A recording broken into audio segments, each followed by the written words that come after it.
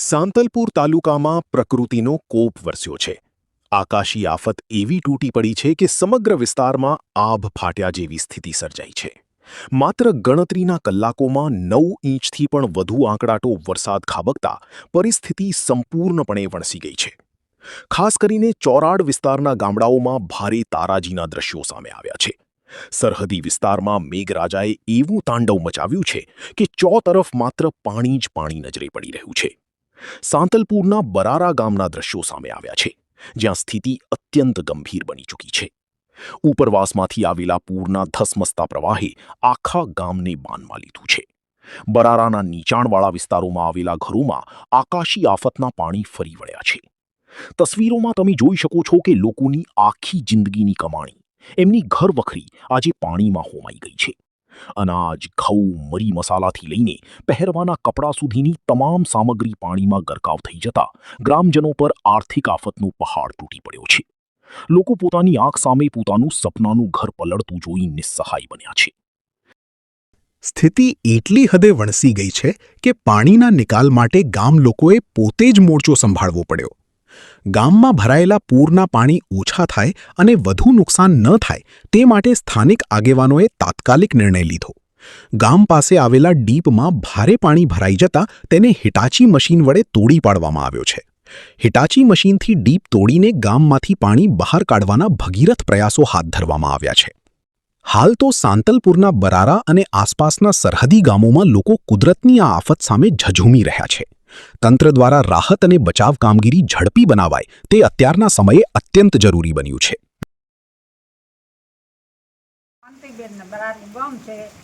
પાણી તો ભરાણા તો ખામી નથી, આખી રાત બેઠા કાઢી છે, આખી રાત બેઠા કાઢી છે અને માન બચાવવા વાળું ભગવાને આ જીવનભાઈ આવી જાય બચી ગયા। બરોબર, કેવું નુકસાન? નુકસાન તો કોઈ ખામી નહીં, કોઈ પાણી પીવાનો કચ્યો નથી। સરકાર આગળ શું માગણી? સરકાર દે, મા બાપ છે સરકાર આ બાપ એને આપવું છે, અત્યારે કોણ મદદે કોણ આવ્યું? કોઈ નહીં, અત્યારે પાડો જીવનભાઈ આવી જાઓ। અમારા દેવાતભાઈ હતો પાસે ત્યારે એની ઘર તેડી આવ્યો ને રોટલા ખવડાય ને રોટલો નતો ખાવાનો, કાંઈ નતો પીવાનો, ઓકે ખાવાનો થોડો। ગામ બરારા પંચાયત બાબુભાઈ માનાભાઈ। શું પરિસ્થિતિ વરસાદ? અમારી પરિસ્થિતિ અત્યારે બહુ હાલત અમારી ખરાબ છે। પાણી બહુ ભરાઈ ગયા। અમારું તંત્ર પોલીસ સ્ટેશન પાસે નાગરાજ જીવનભાઈ એ અમારે અત્યારે આવી ગયા એટલે અમને હિટરજીથી પાણી થોડુંક નિકાલ થયો હોય તો અત્યારે થોડુંક અમને થોડુંક દેખાય છે કે પાણી થોડુંક આશીલ છે, પણ હવે તો કદાચ જો હજી વરસાદ થાય તો અમારી હાલત આથી પણ વધારે બગડે એવું દેખાય છે। કેટલા સમયથી વરસાદ ચાલુ? કાલે અમને કાલની વાતમાં બેઠા છીએ અમે, હજી સુધી કોઈ ભાઈએ કે કોઈ ભાઈ કોઈ મળ્યું નથી। કેટલા ઘરોમાં પાણી? અત્યારે 200 ઘરની આમની પરિસ્થિતિ આવવાની આવી છે। કેવું નુકસાન? નુકસાન એટલે જો જોવા જાય ને તો ખાના પીના પછી કોઈ ઘર વખરી બિલકુલ બગડી ગઈ છે।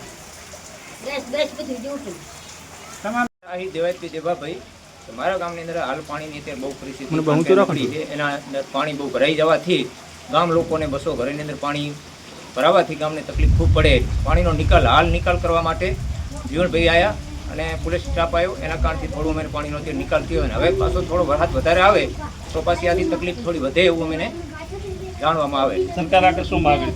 સરકાર પાસે થોડી આ વસ્તીને થોડી સહાય બીજું આપે તો વસ્તીને બધું, કારણ કે અમે બરાબર થાય। આ પાણીનો કાયમી નિકાલ શું?